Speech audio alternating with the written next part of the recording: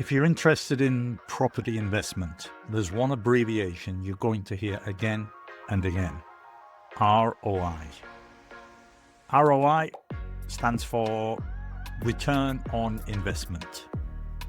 We're going to use this simple financial concept to learn some useful English. We'll talk about return, gross, net, to put money into something, to pay off something, and the expression, there's a catch. Let's start with ROI. So imagine you invest $100,000 in a property and you make $8,000 profit in 1 year. Your return on investment, your ROI, is 8%. So your return is just what you get back financially from an investment. You might hear someone say, I'm looking for a better return on my money.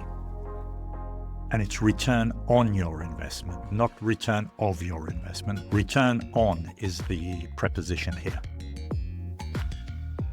There's a very common expression, to put your money into something. It just means to invest in something. For example, she's thinking about putting her money or putting some money into property in Miami. Or they've put a lot of money into the business. It's more conversational than just saying to invest capital. So you might hear an investor ask, if I put $200,000 into this property, what kind of return can I expect? That's ROI again.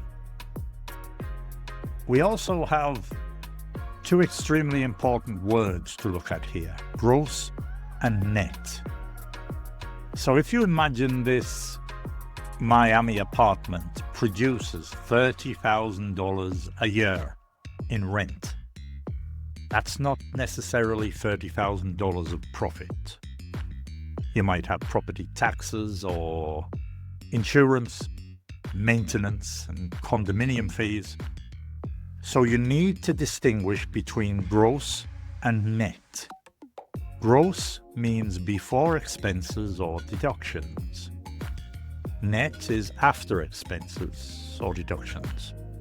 For example, if someone says the property generates a gross rental income of $30,000, but after expenses, the net income is closer to $20,000.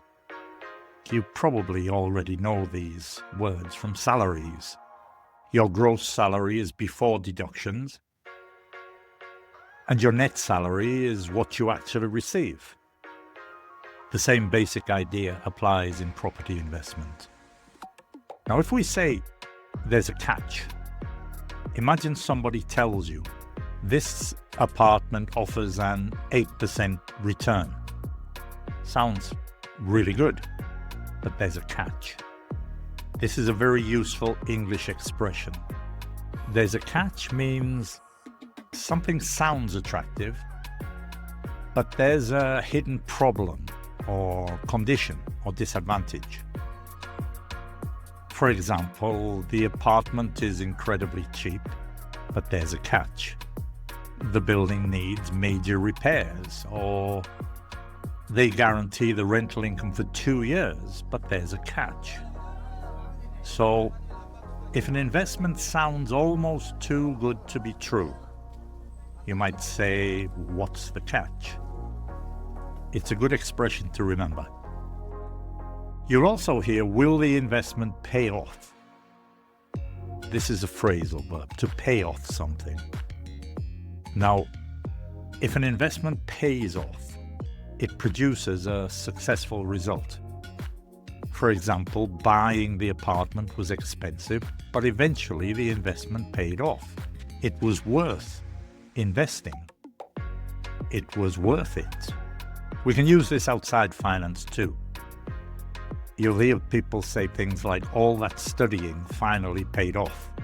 She passed the exam, it paid off. The studying paid off. All his hard work paid off, and he got the promotion.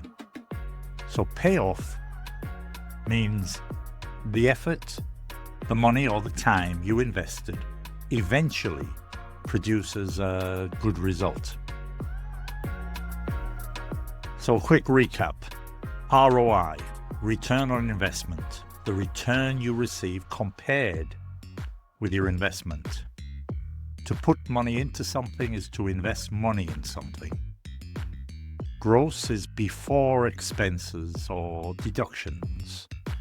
Net is after expenses or deductions. There's a catch, there's a hidden problem or disadvantage. And payoff is to produce a successful result after an investment of money or time or effort.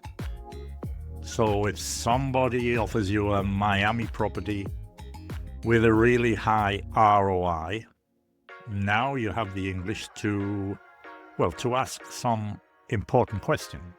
Is that gross or net? What kind of return can I expect? And maybe, most importantly, what's the catch? I'm Gary. This is Listen Global English, where we use subjects like business and finance and property investment to learn the English people actually use. Bye-bye for now.